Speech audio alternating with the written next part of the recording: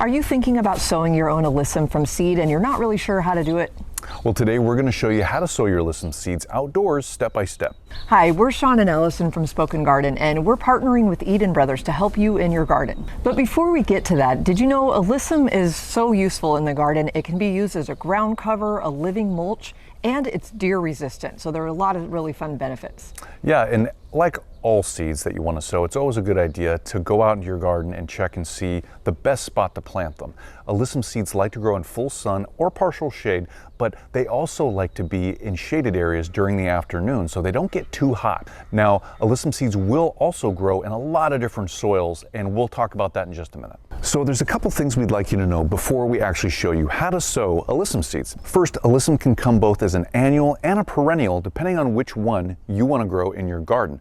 And in general, alyssum can be hardy from zones 3 through 10. Now today we're going to show you how to sow what's called Rosy O'Day alyssum, and this is Lobularia maritima. Now these flowers can be very fragrant, and they can either come in pink or a rose color. Now alyssum in general can come in either white, pink, yellow, purple, and a lot of different other color combinations. Alyssum generally has a mounding, spreading form, but you need to be aware that they are strong self-seeders, so you're going to need to keep an eye out to make sure that they don't spread into too many areas of your garden.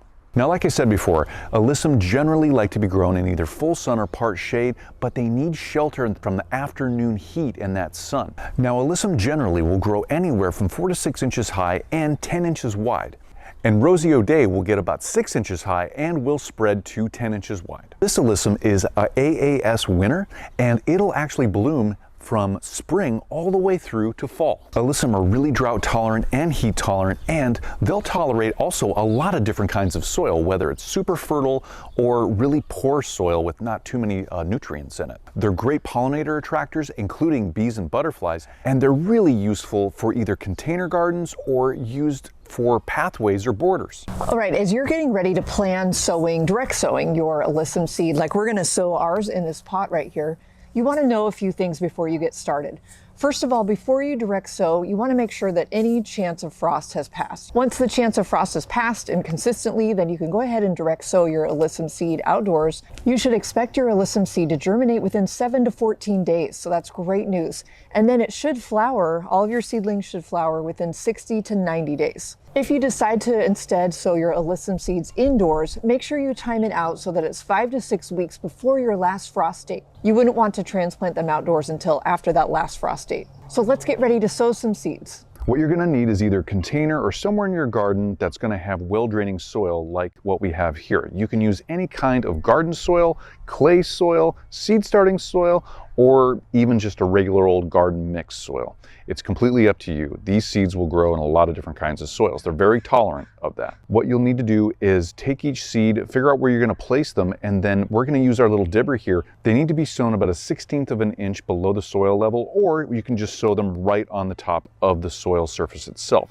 Now, if it's windy, make sure to take a little bit of soil after you put the seeds down and cover it with a little bit of soil so the wind doesn't blow them away. Now, these seeds need to be sown 6 to 10 inches apart, so we're going to sow them in the corners of this container, and we're just going to do that just lightly. We got a lot of seed here. You can see they're really tiny.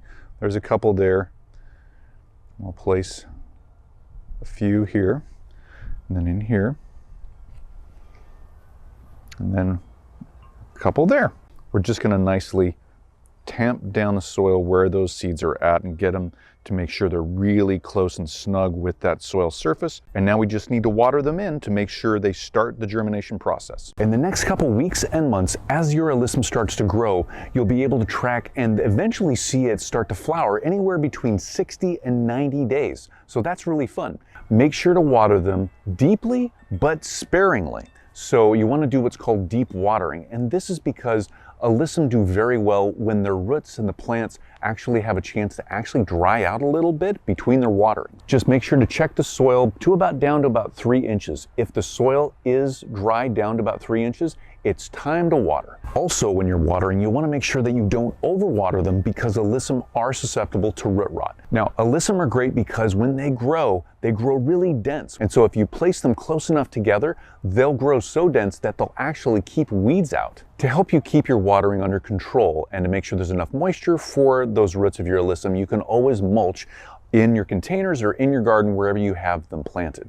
And make sure to keep an eye out for diseases and pests because they are susceptible to a few of those. And the last thing I want to tell you is that you can get your alyssum to continually bloom throughout the rest of the summer. Now you can first prune them right after their first flush of flowers are done, and you can just cut them to about half of their growth, cut them down halfway, and that'll help stimulate more flowers and more growth to keep them flowering throughout the rest of the summer. That was really fun showing you how to sow your alyssum seeds and just walk through all the different aspects of that. If you're looking for other flower planting, harvesting, or growing tips, you can always go to EdenBrothers.com and check out their planting guides. And we hope that was really helpful for you in sowing your seeds. So from us at Spoken Garden and Eden Brothers, thank you so much for watching.